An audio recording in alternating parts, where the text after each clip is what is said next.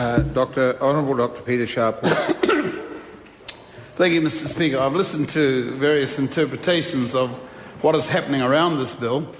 I want to speak about the bill and about the Māori Party's activity in getting support for this bill. And I stand today driven by the support of the wider Māori Party to speak at the second reading of the Marine and Coastal Area Takutai Moana Bill. 2 months after the submission closed on the Takutai Moana Bill, Te Karere carried out a poll of just over 1,002 Māori voters from the Māori and general roles interviewed during the month of January.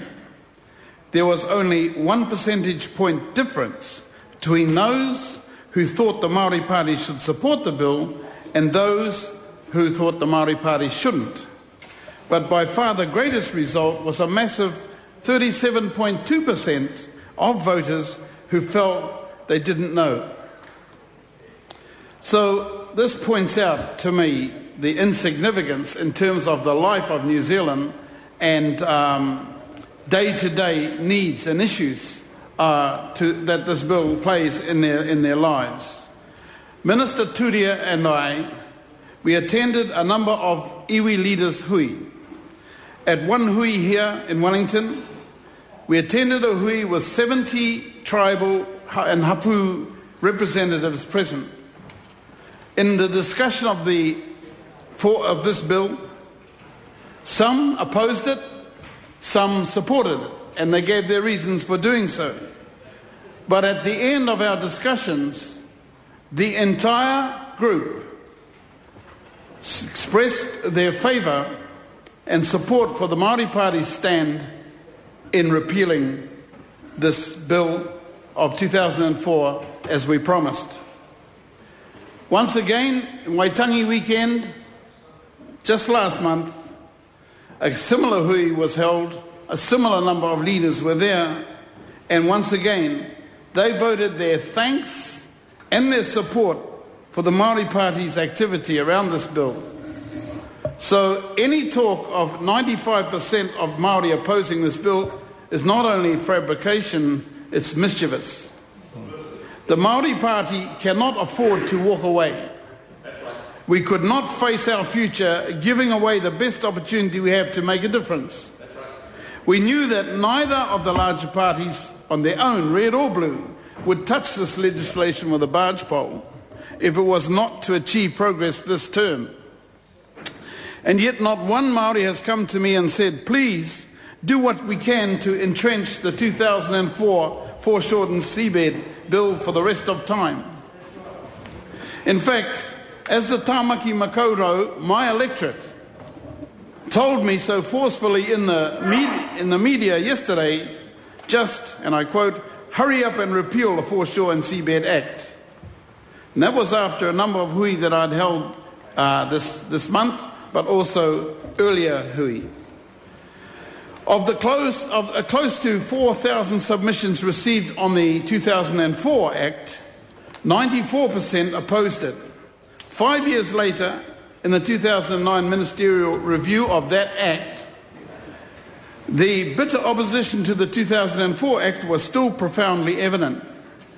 The ministerial review first recommended to government, their first recommendation was as follows, and I quote, first of all, the 2004 Act should be repealed. That Act is built on such a shaky foundations that it should be repealed rather than amended.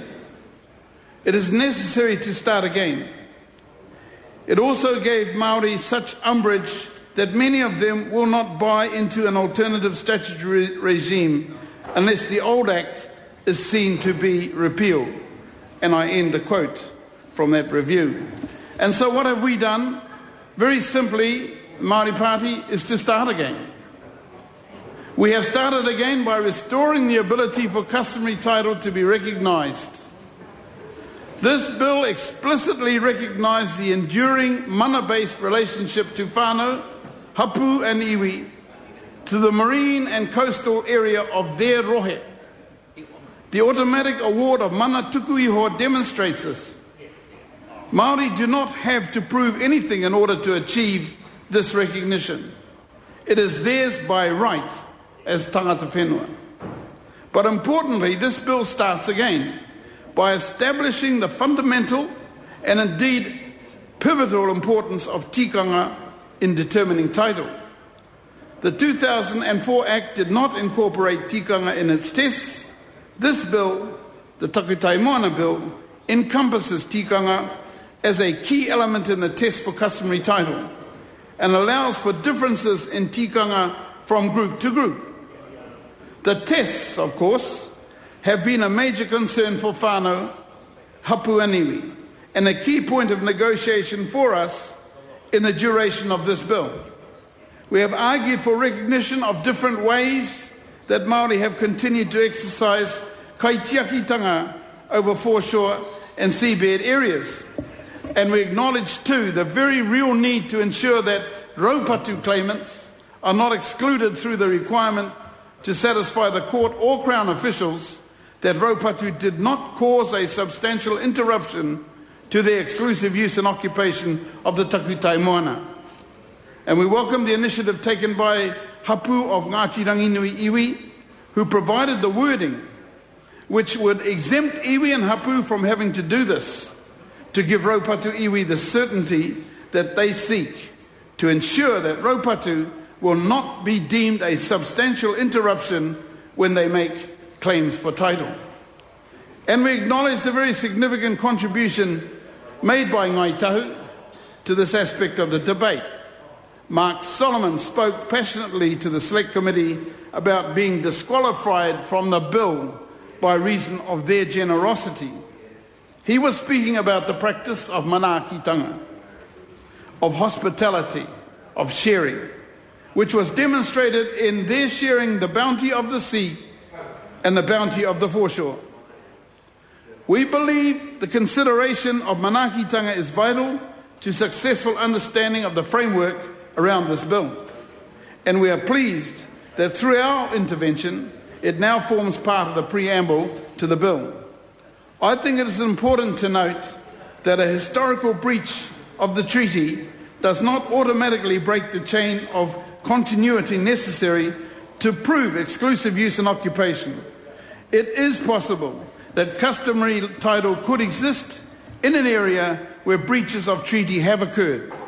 It all depends on the facts and circumstances of each case. Now, everyone in this House knows that this bill is not the perfect bill. It will not please everyone, but it provides recognition and protection of customary rights. And that is why Ngāti Apa took a case to the Māori Land Court all those years ago to have those rights recognised. It has not just happened overnight.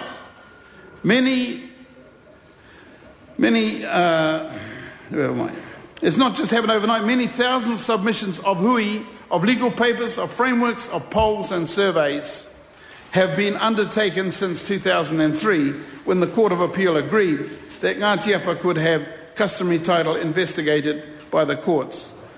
This bill restores the ability of Māori to seek customary property rights in the High Court. Customary interests extinguished by the 2004 Act are restored. And as Tariana has said, Minister Turia has said earlier, this bill places the burden of proof on the Crown to prove that extinguishment of customary title had not occurred.